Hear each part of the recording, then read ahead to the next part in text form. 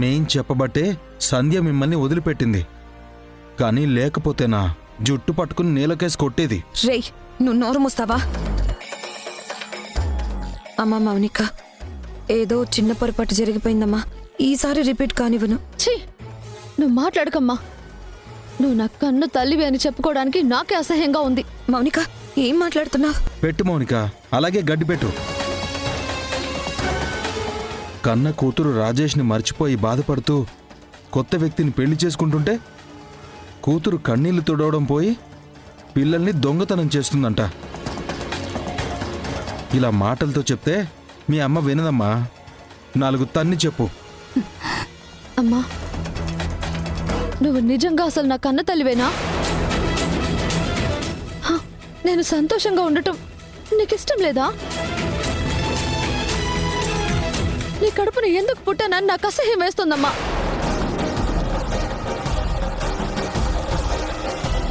సంధ్యను చూసావుగా ఎలా మాట్లాడిందో?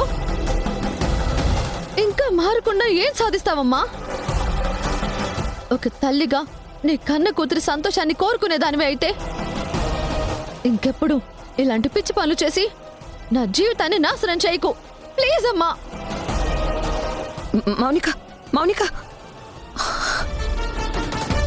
అత పెళ్లి కూతురు అప్పగింతలప్పుడు ఏడవాలి, కానీ తల్లి చేసిన పిచ్చి పనుల వల్ల ఇలా ఏడవకూడదు. ఇప్పటికైనా మారత్తా. నేను చూస్తుంటే నీ కూతురికే కాదు, నాకు కూడా అసహ్యం వేస్తుంది. ఛీ, ఏం బతుకత్తనిది.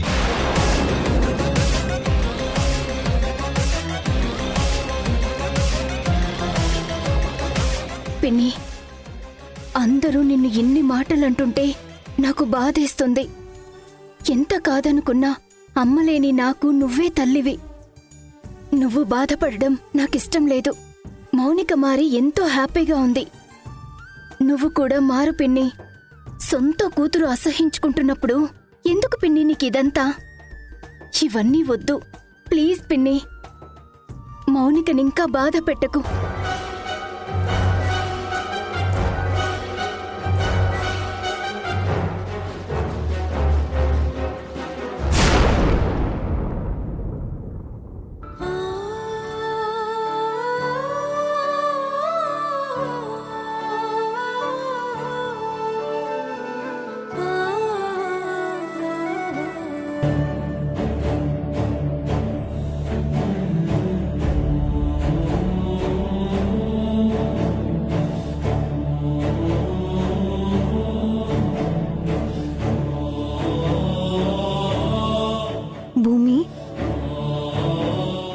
ఆలోచిస్తున్నావమ్మా? నీ గండం తప్పింది కదా, ఇంకెందుకు ఆలోచిస్తున్నావు? వీళ్ళంతా ఎవరక్క? నాకే ఎంతకి సమస్యలు. నేనేం తప్పు చేశాను? వీళ్ళందరూ నన్ను సంధ్యమ్మని ఎందుకు దూరం చేయాలనుకుంటున్నారు? నాకేం అర్థం కావట్లేదు. నువ్వేం కంగారు పడకు భూమి. ఈ విషయం గురించి సంధ్య వదిన చాలా సీరియస్ గా ఆలోచిస్తోంది.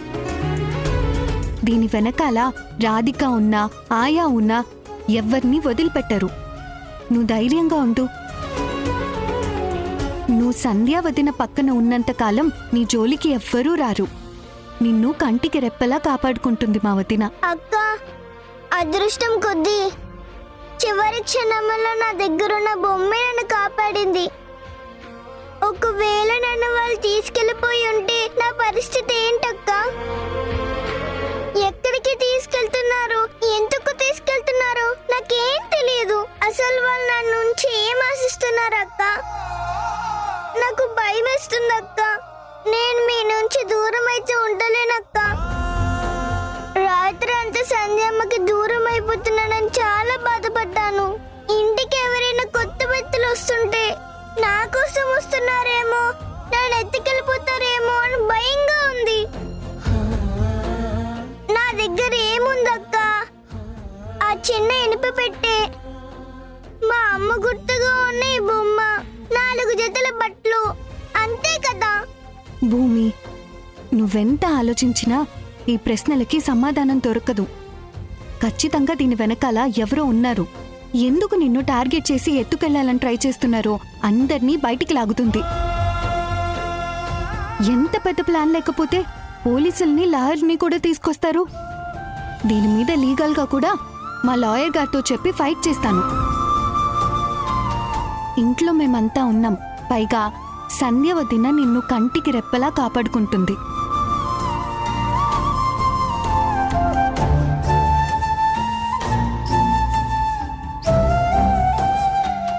ఇదిగో ఈ బొమ్మ ఇందులో సర్దుకో.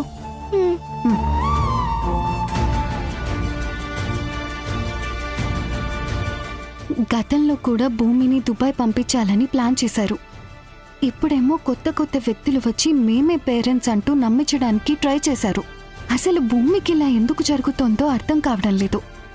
భగవంతుడా, మేము తప్ప ఈ లోకంలో ఎవరూ తెలియని ఈ పసిపాపని ఎలాగైనా కాపాడు తండ్రి. భూమి ఈ ఇంటి నుంచి దూరం అయితే మా వదిన తట్టుకోలేదు. మా వదిన నుంచి దూరం అయితే భూమి తట్టుకోలేదు. మా వదిన కోసమైనా భూమి కోసమైనా భూమికి ఏ సమస్యలు రానివ్వద్దు తండ్రి.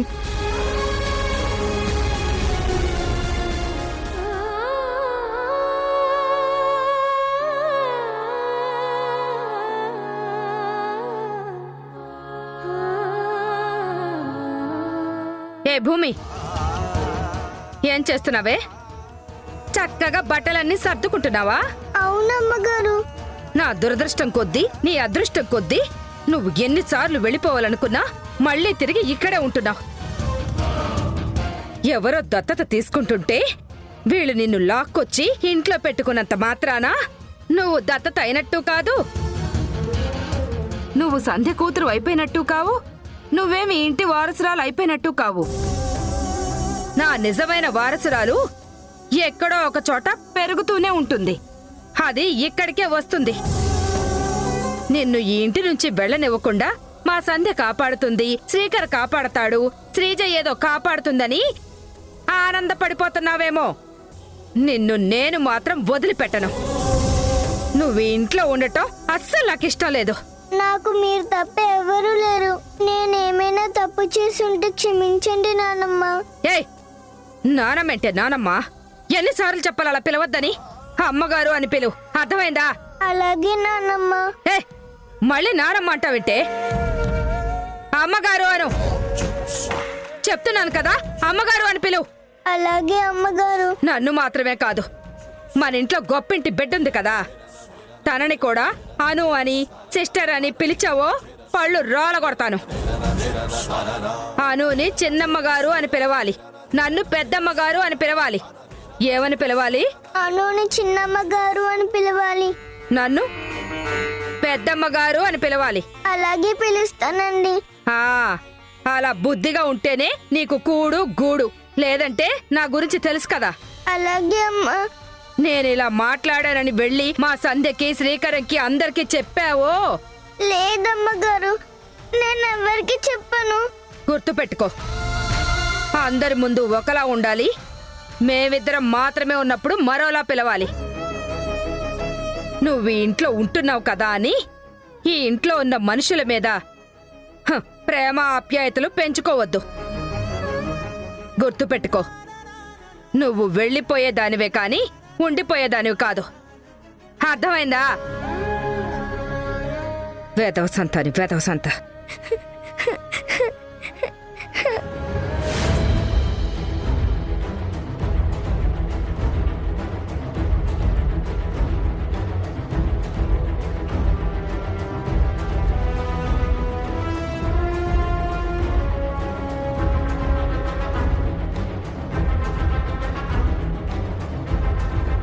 సంధ్య, ఏమైంది? రాధిక మీద పోలీస్ కంప్లైంట్ చేసావా? చెప్పు సంధ్య. ఇలా వదిలేస్తే రాధిక ఇంకా ఇంకా మన నుంచి భూమిని దూరం చేయాలని ప్రయత్నిస్తూనే ఉంటుంది. తన కూతురు జైలుకు వెళ్ళిందన్న పగతోనే ఇదంతా చేస్తుంది. తనకేదైనా కోపం ఉంటే నీ మీదో, నా మీదో, వింధ్య మీదో, రాజేష్ మీదో చూపించాలి. కానీ అన్యం పుణ్యం తెలియని భూమి మీద చూపించడం ఏంటి? దొంగ తల్లిదండ్రుల్ని పంపించి భూమిని ఎత్తికెళ్ళడానికి ట్రై చేస్తుందంటే ఖచ్చితంగా రాధికని వదిలిపెట్టకూడదు. ఏదో ఒకటి చేయకపోతే ఆ రాధిక మళ్ళీ మళ్ళీ ప్రయత్నిస్తూనే ఉంటుంది సంధ్య. ఈసారి భూమి జోలికొస్తే చంపేస్తాను.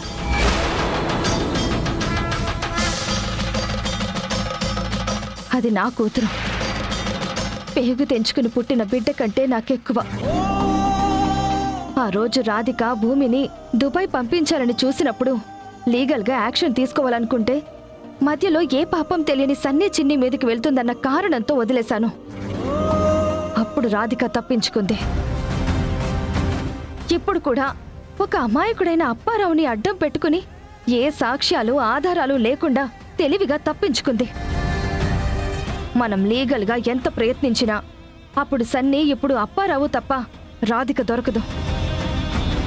రాధిక తన చేతులకి మట్ట అంటకుండా చాలా తెలివిగా ఈ పని చేసింది. నాకు ఒక్క సాక్ష్యం బలంగా దొరికినా మౌనిక 6 సంవత్సరాలు చిప్పకూడి ఎలా తిందో రాధిక కూడా అలాగే చిప్పకూడి తినే పరిస్థితి తీసుకొచ్చేదాన్ని. కానీ సాక్ష్యం లేకపోవడం వల్ల తప్పించుకుంది. రాధిక దెబ్బతిన్న పాము లాంటిది. పగ పెట్టుకుని మరీ నన్ను టార్గెట్ చేసింది. పాత కక్షలు దృష్టిలో పెట్టుకుని భూమిని బాధ పెట్టాలనుకుందో, లేదంటే ఇంకేదైనా ఇంటెన్షన్తో భూమిని తీసుకెళ్లాలనుకుంటుందో, కానీ తన వల్ల ఎప్పటికైనా ప్రమాదమే. నా కంఠంలో ప్రాణం ఉండగా రాధిక నీడ కూడా భూమిపైన పడనివ్వను.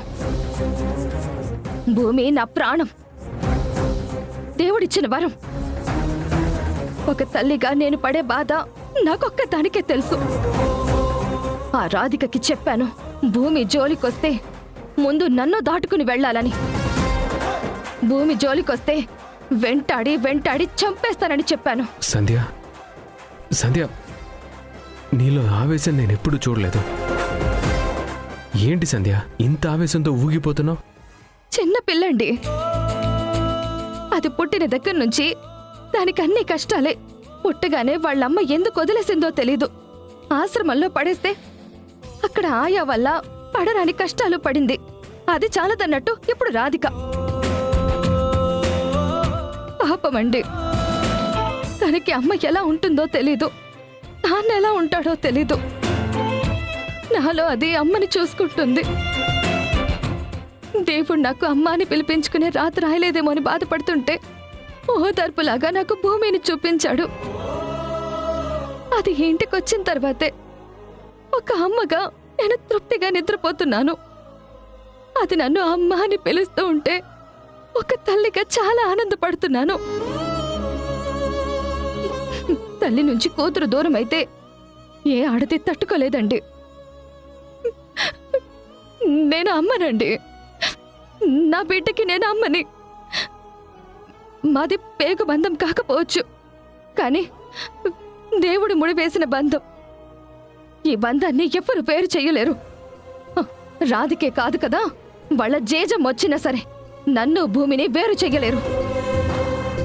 ఒకవేళ నా నుంచి భూమి దూరం అయ్యే పరిస్థితి వస్తే ఈ సంధ్య గుండె ఆగిపోతుంది. సంధ్య, భూమి లేకుండా నేను బ్రతకలేను. నేను బ్రతకలేను. నా కూతురు నాతోనే ఉండాలి, నాతోనే ఉండాలి.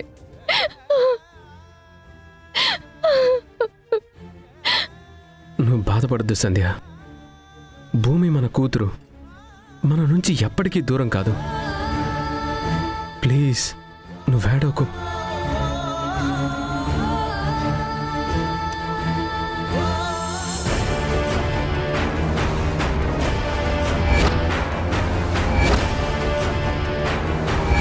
భూమిని నన్ను వేరు చెయ్యాలంటే ముందు నా ప్రాణాన్ని నువ్వు వేరు చెయ్యాలి.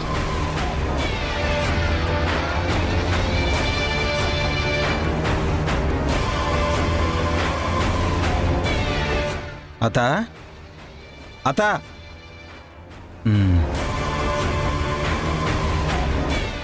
ఓ అతో,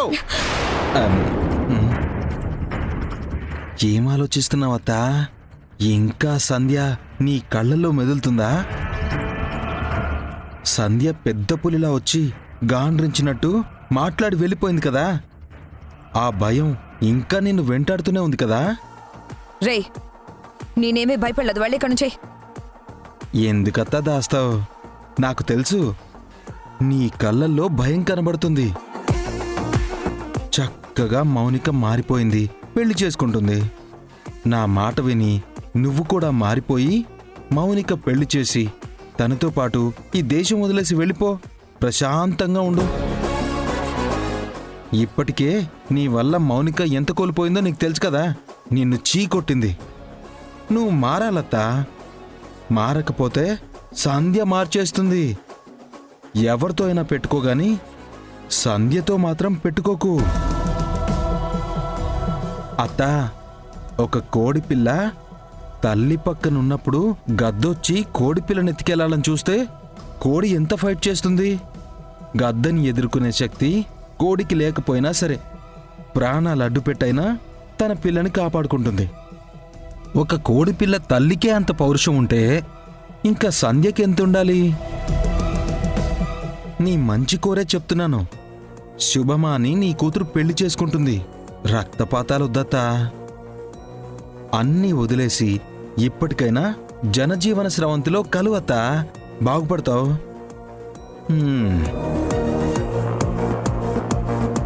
చివరికి వీడు కూడా నాకు నీతులు చెప్పేవాడైపోయాడు. టైం బాగోకపోతే ఏనుగు ముందు ఎలుక కూడా తొడగొడుతుంది అంటే ఏంటో అనుకున్నాను.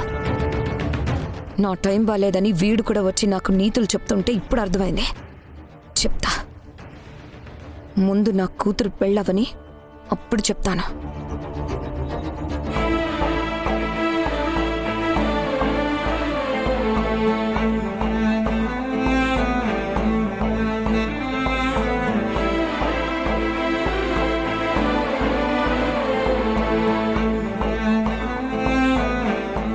అబ్బా, ఇంట్లో కాళ్ళు చేతులు కట్టేసినట్టుగా ఉంది. మా ఇంట్లో అయితే వీడియో గేమ్ ఉండేది, హోమ్ థియేటర్ ఉండేది, టీవీలో మూవీస్ చూసేదాన్ని. ఇక్కడ ఏమీ లేవు.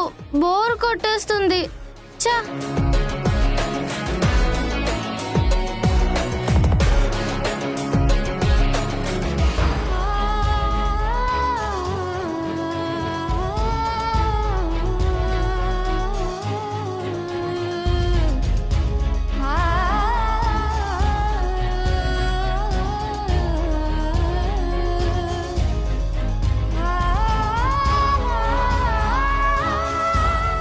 ఏంటిది? భూమి ఒక్కతే ఆడుకుంటుంది. ఇదేం గేమ్?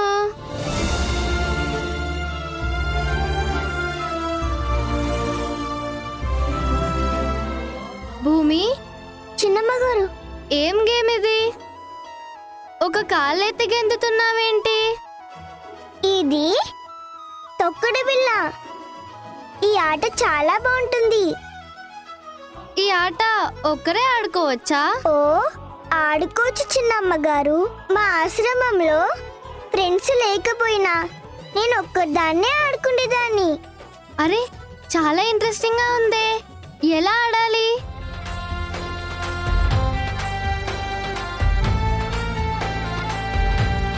ఈ ఆట చాలా సింపుల్ చిన్నమ్మగారు. ఈ బిల్లు ఉంది కదా, ఇది అలా వేసి ఈ బాక్సులని చూడకుండా పైకి చూస్తూనే జంపింగ్ చేస్తూ ముందుకు వెళ్ళి ఒక కాలు పైకి లేపి ఈ బిల్లని టచ్ చేయాలి. అరే, ఇది చాలా బాగుందే. నేను ఒకసారి ఆడనా? చాలా ఈజీ చిన్నమ్మగారు. నేర్చుకుంటే ఈజీగా వచ్చేస్తుంది. తల పైకెత్తి కిందకి చూడకుండా 1 2 3 4 అని వెళ్ళి అప్పుడు బిల్లని టచ్ చేయాలి. ఏది, మీరు ట్రై చేయండి. అలాగే. 1 2 3 4.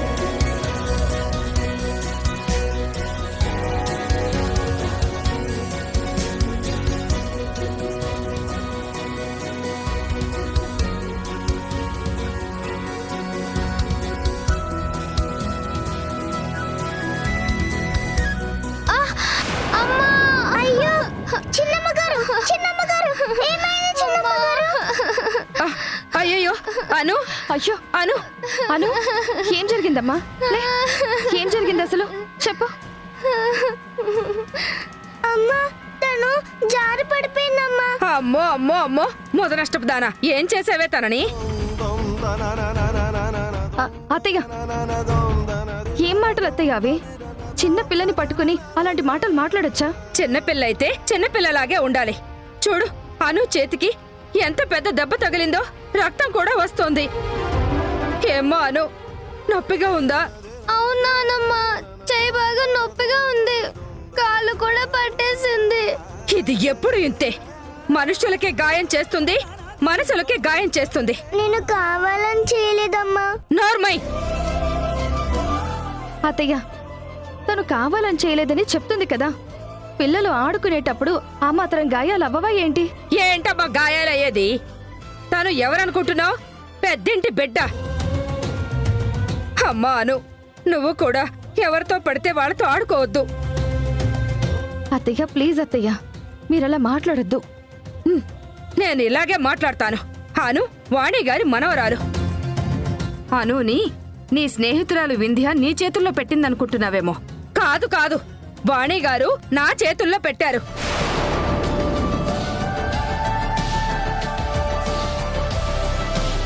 అను పాపకి చిన్న గాయమైనా నేనే సమాధానం చెప్పాలి.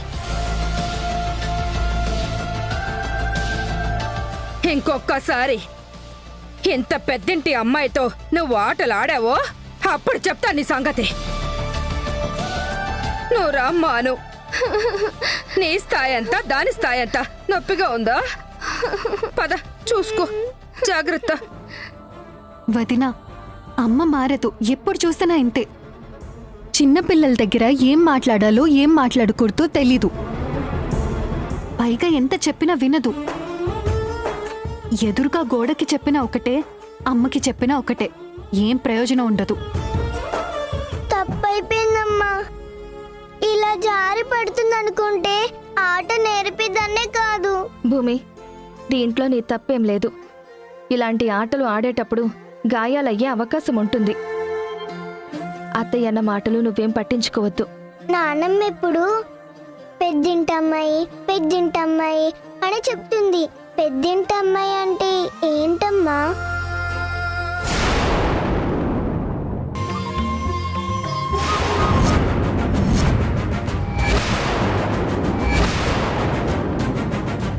ఇదేంటండి, మీకు హారతిస్తుంటే ఆరిపోయింది. ఏదైనా కీడు జరగబోతుందేమోనని భయంగా ఉందండి. రాజేష్, ఇది కీడుకు సంకేతం రా. అత్తయ్య